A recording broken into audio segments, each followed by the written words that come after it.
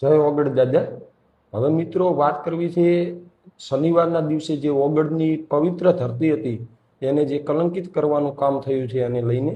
તો આપણે પેલી આખી વસ્તુને સમજીએ કે આજથી 1.5 વર્ષ અગાઉ સિનાડ મહંત અને જે દેવ દરબાર મહંત છે એમના વચ્ચે કંઈક બોલાચાલી થયેલી છે। એના કારણે અજમલભાઈ દાદર ગામના વતની સમી તાલુકાના એમણે એક વિડીયો બનાવીને આહવાન કરેલું કે ત્યાંના મહંતે આપણું અપમાન કરે છે તો આપણે એમને બોલાવવા નહીં।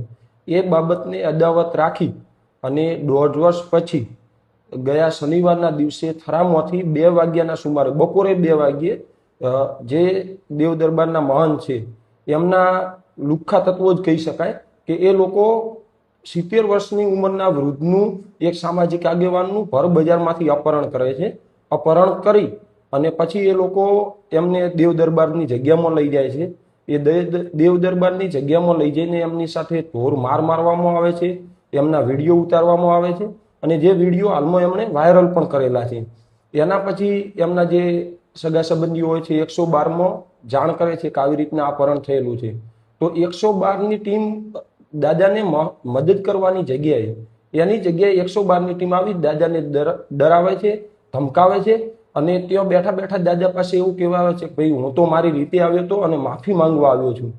અને એના પછી ત્યાંના જે મહંત છે એ મહંત ખુદ પણ આવે છે ને એમનો પણ વિડીયો આવેલો છે કે એ મહંત ખુદ કહી રહ્યા છે કે હું તને નજરમાં રાખીને જ રહ્યો હતો, તારે અહીંયા આવવું પડશે, હું આમ કરવાનો હતો, બધું નજરમાં જ રાખેલું હતું।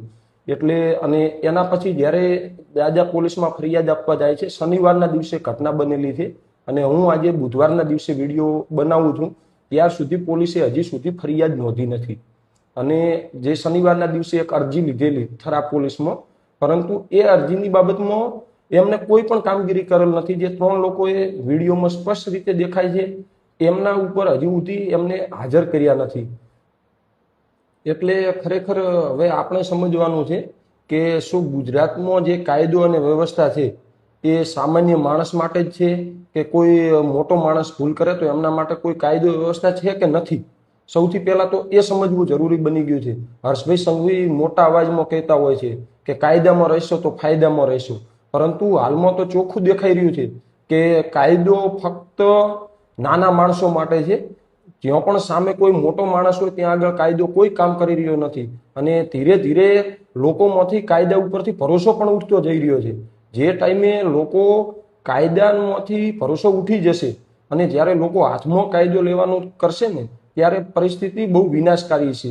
તો આપણે તો અત્યારથી વિડીયોના માધ્યમથી એસપી બનાસકાંઠા શ્રી અને નાયબ મુખ્યમંત્રી અને જે ગૃહમંત્રી છે હર્ષ સંઘવી એમને અપીલ કરીએ છીએ કે બહુ જલ્દીમાં જલ્દી એફઆઈઆર કરી અને જે લોકો 3 એક બુઝુર્ગને ભર બજારમાંથી ઉઠાવી અને ઢોર માર મારી એમનો વિડીયો વાયરલ કરી અપમાનિત કર્યા છે એમનો જાહેરમાં વરઘોડો કાઢવો જોઈએ।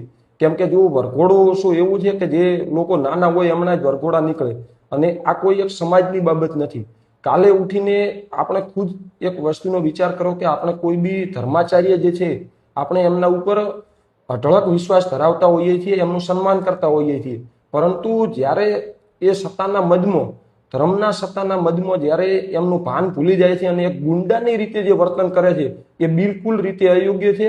અને તમામ જે ઓગળ ધામના જે મારા જેવા હું ખુદ પણ ભક્ત છું ઓગળ ધામનો, એ બધા ભક્તોની આજે દિલની લાગણી દુભાઈ છે કે ખરેખર સંતનું કામ કેવું હોવું જોઈએ।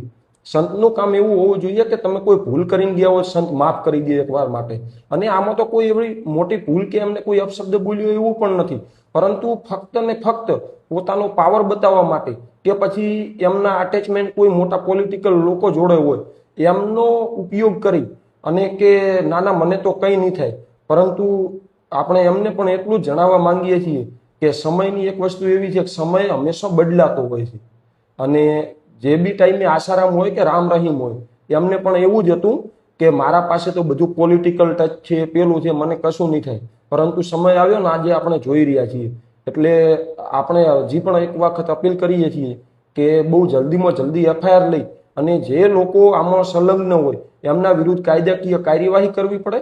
અને જો કાયદાકીય કાર્યવાહી નથી થતી તો પછી લોકોનો કાયદા ઉપરથી ભરોસો ઉઠી રહ્યો છે અને જે ટાઈમે લોકોનો કાયદા ઉપરથી ભરોસો ઉઠી જશે ને લોકો કાયદો હાથમાં લઈ અને એમની રીતે કામ કરવા જશે ને ત્યારે જે પરિસ્થિતિ થશે એ બહુ વિનાશકારી થશે. જય ઓગળધામ, જય ઓગળ દાદા.